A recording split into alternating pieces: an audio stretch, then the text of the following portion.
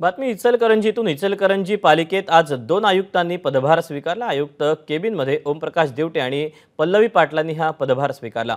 दोन्ही आयुक्तांमध्ये पदभार घेताना वाद देखील झाला। 2 खुर्च्या लावून कामकाज सुरू आहे। पल्लवी पाटलांचा पदभार सोडण्यास नकार आहे, तर वरिष्ठांच्या फोननंतर त्यांनी मात्र पदभार सोडला। पल्लवी पाटलांचा ओमप्रकाश दिवटेंसोबत वाद झाला। अपडेट जाणून घेऊयात। विजय केसरकर आपल्यासोबत आहे। विजय, काय नेमकं घडलं इचलकरंजी पालिकेत?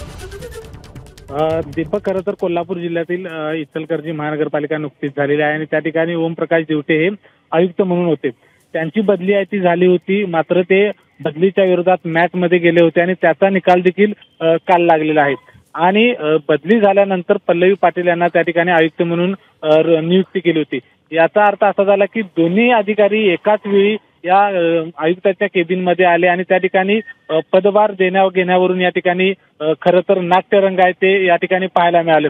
कारण पल्लवी पाटील या म्हणत होत्या की माझी या ठिकाणी आयुक्त म्हणून नियुक्ती केलेली आहे, तर ओमप्रकाश दिवटे म्हणत होते की मॅचमधून मी माझ्या बदलीला स्थगिती आणलेली आहे आणि मी या ठिकाणी आयुक्त म्हणून आहे। साधारण 1 तासभर हा सगळा जे दोन्ही अधिकाऱ्यांमधलं जे नाट्य होतं ते या ठिकाणी पाहायला मिळत होतं। अखेर ओमप्रकाश दिवटे यांनी सर्व कागदपत्र दाखवल्यानंतर पल्लवी पाटील या आता तिथून बाहेर पडलेल्या आहेत।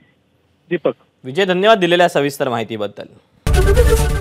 एबीपी माझा, उघडा डोळे बघा नीट।